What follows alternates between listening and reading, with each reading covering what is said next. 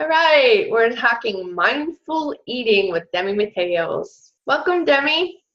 Hi, Linda. How are you? Thanks for Good. having me. Absolutely. All right, so what's your idea of mindful eating? Uh, well, mindful eating is just really just thinking before and just feeling everything in your body to see, are you really hungry? Are you really thirsty? Trying to figure out what your gut is telling you. Um, I was a little off the last few months and I'm back in full mindful eating again. And I don't know what pulled me off, but I kind of thought I figured it out finally. It had to do with something that was underlying through my parents. Both passed away, my dad in April and my mom in June. And I didn't realize that I was actually going into my emotional state.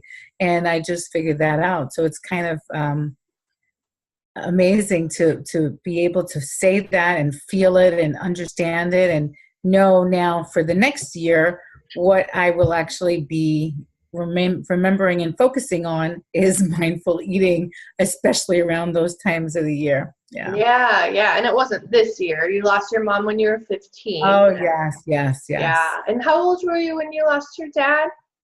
Oh, I believe I was 27. Yeah, Wow. Yeah, yeah. that's a lot. Oh boy. Yeah, and so your mom's memorial was coming up and there were a lot of things, emotional things still coming up for you to be released and you did that. And then you found that there was actually stuff to be released that had more to do with your dad than your mom because last year your cookbook was more wrapped around your mom's life and losing her, and then this up and coming cookbook is going to be more around your dad. So it was interesting how that played out as well, right? Right, right. Yeah, exactly. And it's about letting go of a lot of feelings and coming into my body fully and understanding what my body's telling me and not ignoring it. Yeah. Yeah, right. And I have found that in my work too, that a certain date or a certain month, people will do okay, and then all of a sudden they just go, and yeah. So being aware that the time of year has a huge impact on our health and our mental health, and then digging a little bit deeper, like, okay, what is going on here, right? And taking a look at past history and what happened around this time of year is super important. Very cool. Right. Yeah. So Okay, so mindful eating about avoiding medication? So kind of like, your food is more the medicine and how to use the food as medicine and get off of medicine because you have had an amazing journey of getting off of almost fully off of 10 meds. I think you're right. still ditching around with a diabetes med that Yes. your doctor's like, yeah, you can get off, and you're like, no, like I'm balancing out my body. I don't want the yeast infections. I'm not just going to jump right off. So it's really fun hearing your conversate over, like you share your conversations with your doctors sometimes. It's fun to hear those as well. You usually slip those in books too, right? Yeah. Yeah. Okay. And avoiding medication and what you just said actually is really important. Making food your medicine is even more important. Mm. And I do that a lot in the foods that I actually suggest and some of the changes in my healthier Greek recipes. But many of the recipes that I put in my books are beneficial to your gut health. They're beneficial for keeping your sugars steady. So a lot of the things in my books are geared towards you getting healthier. And that's why the name of the book is called The Healthier Greek. I love it. All Yeah. right, so tell us a little bit more about avoiding medication. If So, you're still and there. this is a great time for me to talk about this too, Okay. because I was just pulled off of all my meds back in November of 2018. Okay. And I didn't know this, but my doctor wanted to kind of see how my body would do without any medication. Okay. And so she told me to get off of everything. So I did. And I got off all the medication, and then things started going a little crazy for my body. It took a little while. It started to straighten out, but the numbers were still high in the morning, and we didn't know why. So I went and found a specialist, endocrinologist, and I've been seeing this specialist since like the middle of January, and we've been working on why my numbers are high in the morning still. And every so often they spike when I eat certain things. And so I was checking myself out, and of course, I was putting myself as the little project. And I wanted to see too. I wanted to see why my body's not breaking down fruit. And for instance, if I have an apple, which is the lowest on the scale of, your sugar getting affected right away. When I eat a whole apple, my sugar goes really high, and then it goes to a normal level. Okay. But if I have any kind of bread, it'll go high also, but it's a little higher than the fruit. So what I've found is that if I have a certain amount of fruit, maybe a half of an apple, it won't go as high. So there's a way of eating these foods and not spiking. The thing is that you have to be aware of it. And I could actually tell you that because I have a little, it's called the Freestyle Libre. I can't show it to you right now, but it's on my arm. And it's a little sensor that actually tells you throughout the whole day, throughout the night, what your sugar levels are and what caused it to go up, because you kind of know what time you ate and what time you didn't. Yeah, so I was struggling for the last 3 months trying to figure out what was, spiking, what wasn't spiking. So I kind of brought some things that I don't normally eat back into my diet, which has caused some issues with my sugar. But yesterday, my doctor, he gave me a big congrats, and he says to me, Demi, I want to just tell you that your diet, when it's on point, everything is fine. But as soon as you eat, and he said, even when you eat and it spikes a little, because just like me, I have normal blood sugars. When I eat something, it goes up a little.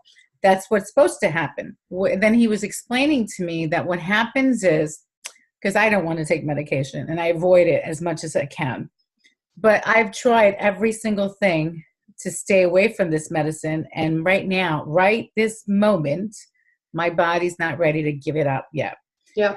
And that's fine. And I wasn't okay with it. But yesterday I became okay with it because he explained to me that the more you stress your pancreas out and the more you stress out your heart because of your spiking, what happens is you're causing other issues to your body. Your kidneys start to suffer. They get a little tired. When you overwork all these organs, they kind of get more tired. It's like, yeah. So he explained to me that he wants me to stay on the medicine for a little while, and that's fine. It wasn't okay a few days ago, but I'm okay with it now because I tried my best, and that's all I'm asking is everybody to try your best. Try to help your body as much as you can at the moment you're in right now. That's all I'm asking. Don't just go and say, yes, doctor, I'll take that. Because then you're really not helping yourself and you're not understanding what's going on. Yeah. So do your best, right? Yeah, exactly. Do your best. Yeah. Very cool. All right. So what else, as far as like stories on avoiding medication? What's another story that pops for you? Well, here, I could tell you about my husband. I've been trying to get him off of diabetes medication. And again, this comes up. He's not willing to give up certain things in his diet. So if he's not willing to give those up, then he has to take the medication. And that's exactly where he's at. Yeah. And he's okay with you talking about his health. Oh, yeah, he's fine with it. Yeah. Your partners in crime, aren't you? Yeah, exactly. So when you got out of the hospital, you ended up being on like 10 medications, right? Yeah. Yeah. And you've slowly gotten yourself off of of all but this one diabetes medicine. I mean, you got off of everything and then back on. So just the diabetes one though. So Right.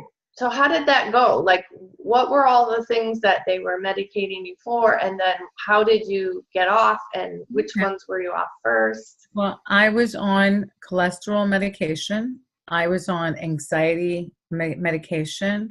I was on sleeping pills because I couldn't sleep throughout the night.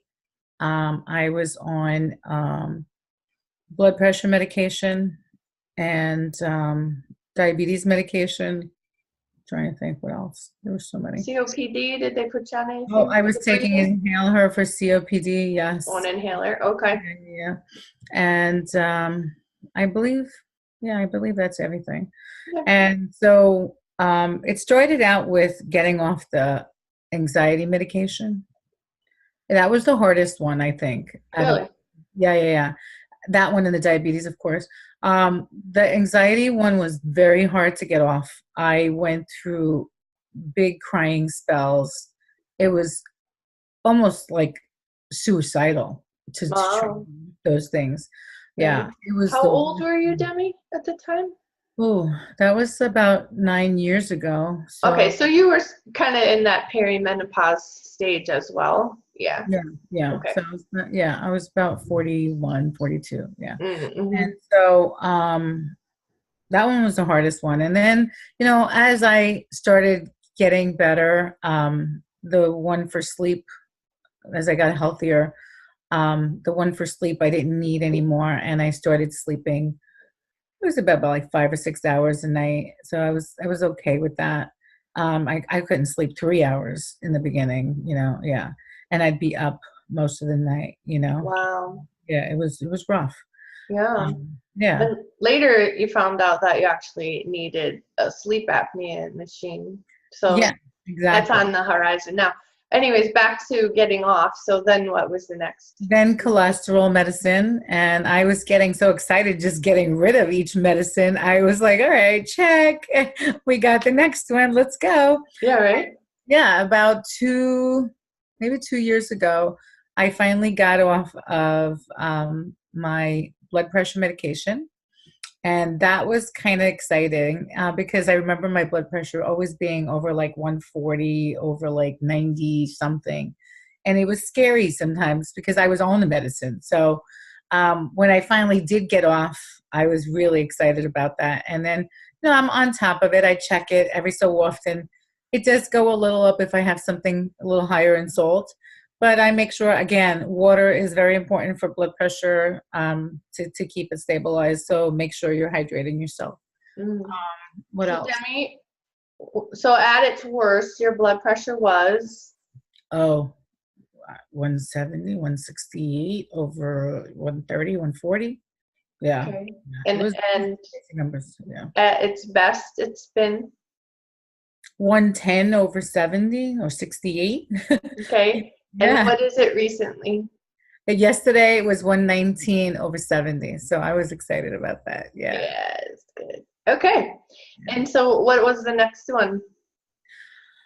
So I think that was then, of course, the COPD medicine. I was on and off that. I didn't take it much. I found out that for COPD, walking and exercising helps even better than medication. Okay. And I always used to say, I don't think I have COPD. And I kept telling the doctors, are you sure I have COPD? And they were like, yeah. I said, I don't really think so. And this past Christmas, I was diagnosed with sleep apnea, which I did not know I had. And when I went in for a test to the pulmonary doctor, the specialist, he said, "You don't have COPD." There you have it. And real quick, and a backup there is your uncle Mike, when he was hospitalized and you were wondering about the fat on his belly, if that was affecting Oh his yeah, that was breathing. Tell cousin Mike. that story quick. Yeah.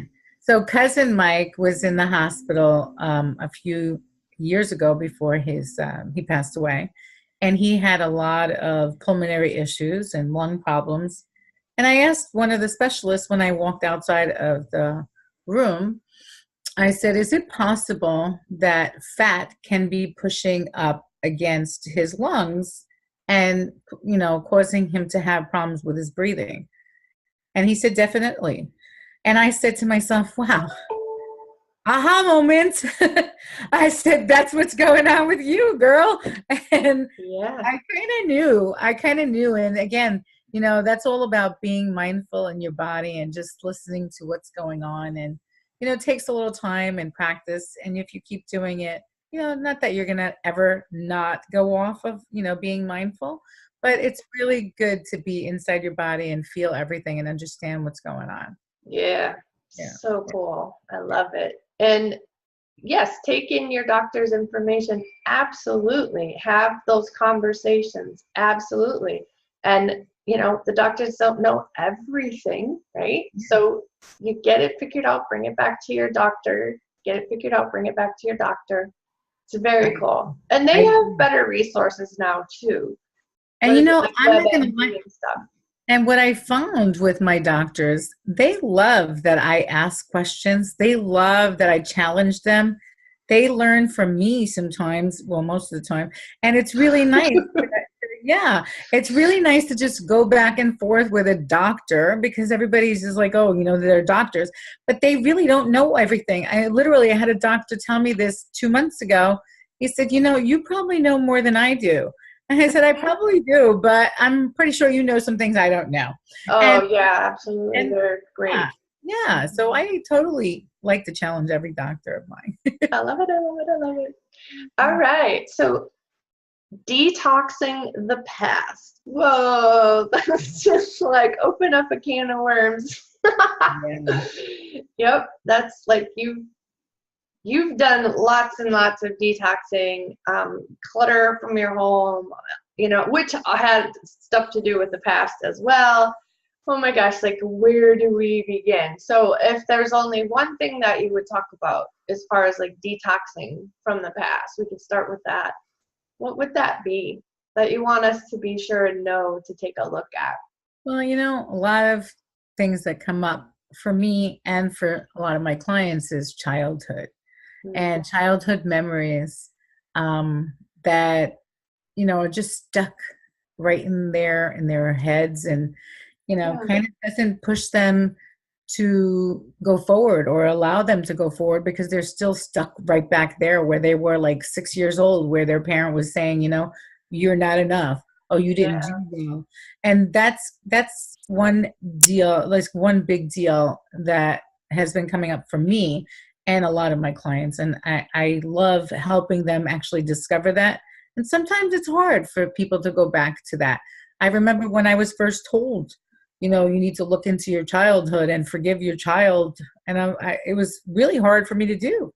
Yeah. I couldn't think of, how do I let go of that, all that pain and grief and just hurt, from inside, because you're a kid at that time.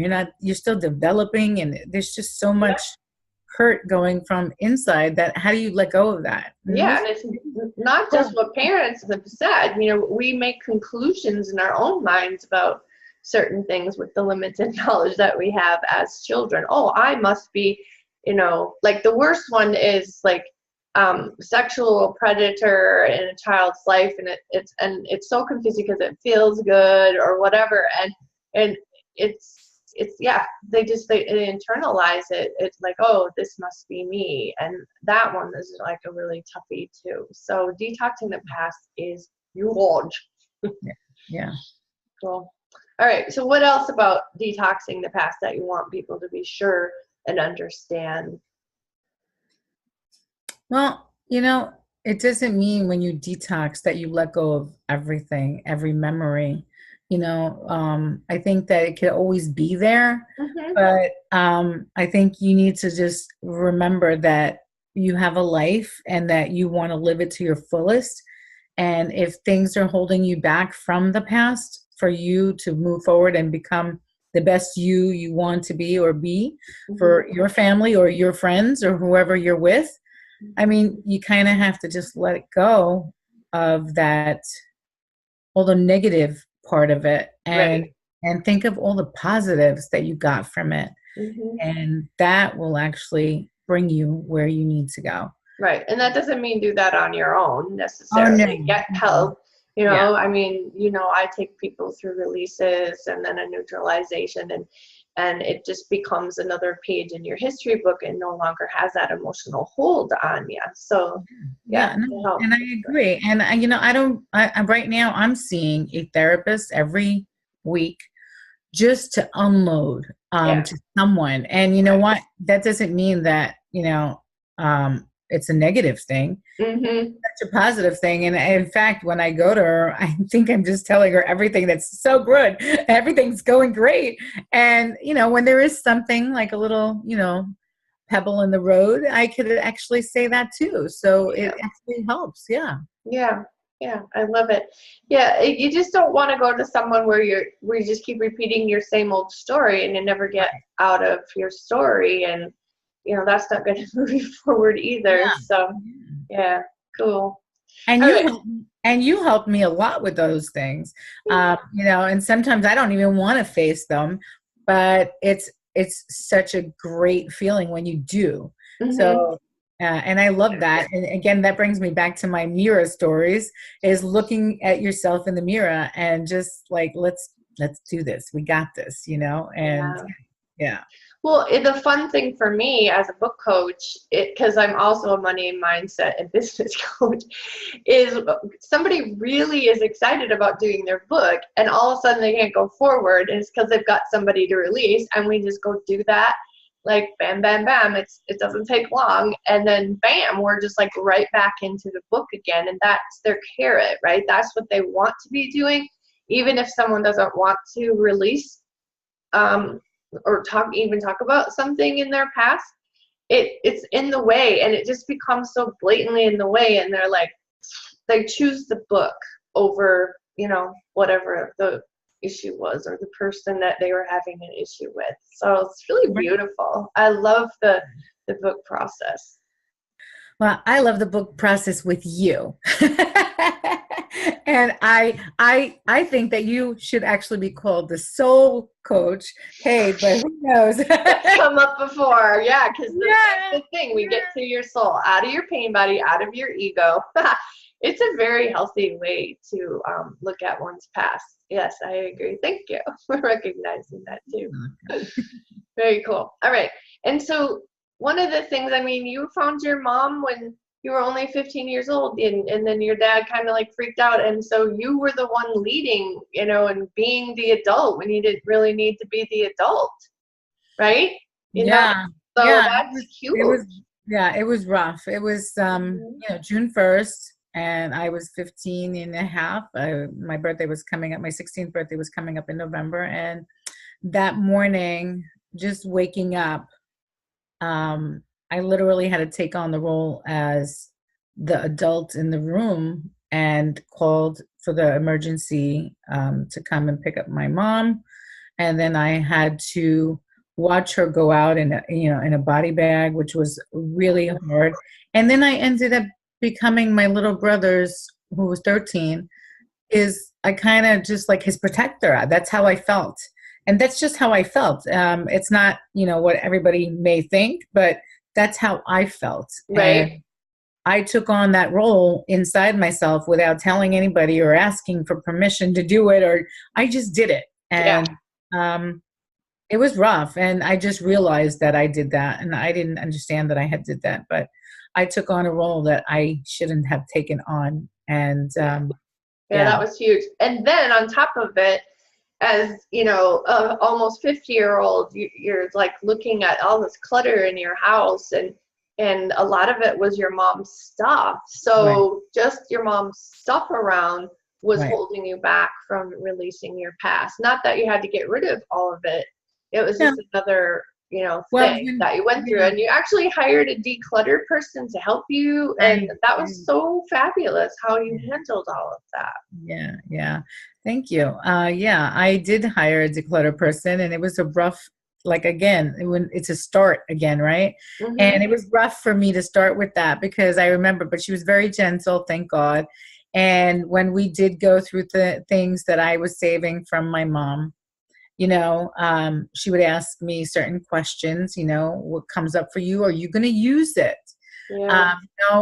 This is your mom's memory, but you have it sitting in the closet for over 20 or 30 years and you're not using it. So what good is it?